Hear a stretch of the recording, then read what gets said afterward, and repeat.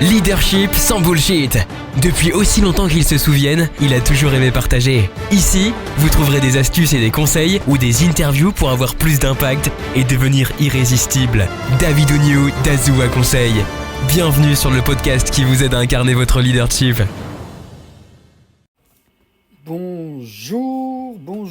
Bonjour et bonne année.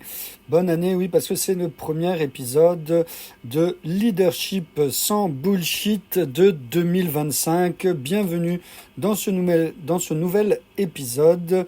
Et tout d'abord, je voudrais vous remercier pour 2024.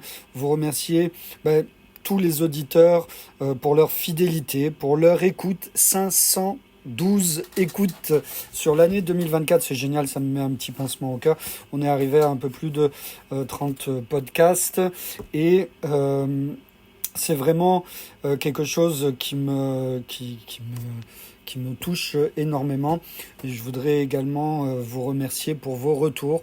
Certains d'entre vous m'ont envoyé des petits messages et effectivement, ça aussi, ça me touche. Ça m'a permis de savoir ce que vous aimez, ce que vous avez envie d'entendre, ce que vous aimez moins aussi. Et merci d'avoir pris des pincettes parce que je mets beaucoup de cœur là-dedans. Et puis la critique, elle est toujours constructive lorsqu'elle est donnée de manière très pragmatique et efficace. Et donc, je remercie tous ceux qui l'ont fait. Ils se reconnaîtront, bien entendu. Voilà. Donc, je voulais savoir... Non, je voulais pas savoir. Je voulais vous dire ce merci. Je voulais également vous inviter à continuer à interagir, à laisser des avis, à partager des réflexions et puis, bien entendu, à poser des questions. Alors, vous pouvez le faire sur mes réseaux, Instagram, LinkedIn, Facebook ou bien sur david@azuaconseil.fr. Vous savez que je partage avec vous sur Leadership sans bullshit sur la chaîne YouTube et également donc sur les différents réseaux. Aujourd'hui, pour ce premier épisode, on va pas vraiment se prendre la tête avec ce qu'il faut faire, comment il faut le faire, etc. J'aimerais juste vous rappeler une citation de Zig Ziglar qui est c'est votre attitude et non votre aptitude qui déterminera votre altitude. En fait, je voudrais insister sur l'importance de l'attitude, que ça soit face aux défis, mais également juste dans sa vie de tous les jours. L'attitude positive, comme on aime à dire dans le groupe d'entrepreneurs BNI dans lequel je suis, c'est important.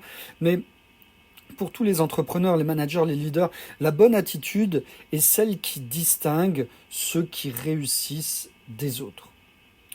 Je vais vous expliquer un truc qui m'est arrivé pendant les vacances et qui vraiment image parfaitement ce genre de choses et qui m'a permis d'avoir cette idée de podcast pour aujourd'hui. J'étais dans la voiture, vous savez, ma femme, elle c'est Maman Cactus, et puis elle coud des articles zéro déchet, et la période de Noël, il y a beaucoup de marchés, etc. Et donc, pendant les vacances de Noël, pendant la coupure, on va dire, de Noël, j'ai un petit peu moins travaillé, je vais donner un petit coup de main aussi sur certains marchés.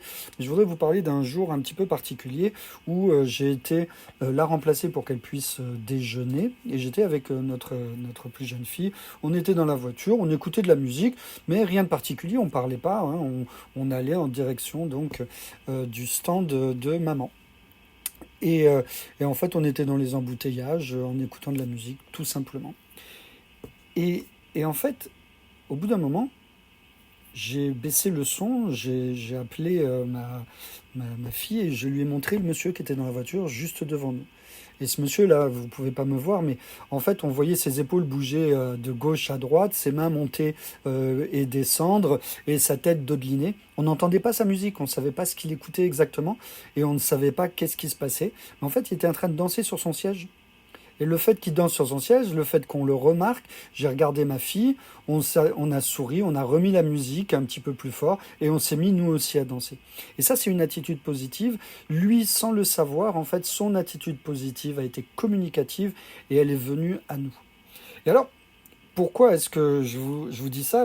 C'est que cette attitude, lorsque je suis arrivé, ma femme, elle avait fait très peu de ventes, c'était pas une très bonne journée, etc. Elle était un petit peu d'une manière négative.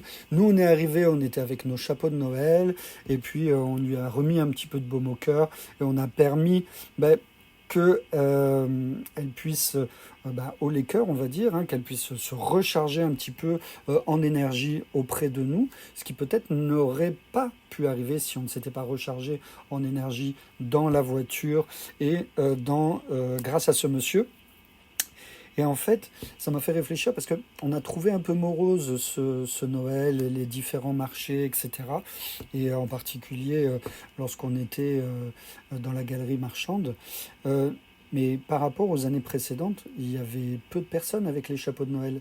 Il y avait peu de personnes qui étaient en train de s'amuser, de vraiment rigoler.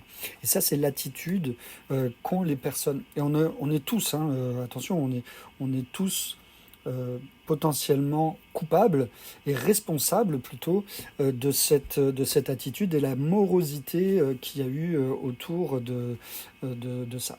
Donc, n'oubliez pas l'importance de votre attitude dans la gestion des imprévus, des rencontres quotidiennes et de la manière dont vous allez pouvoir changer effectivement l'attitude d'une autre personne par rapport à la vôtre. N'oubliez pas de regarder ce qui s'est passé.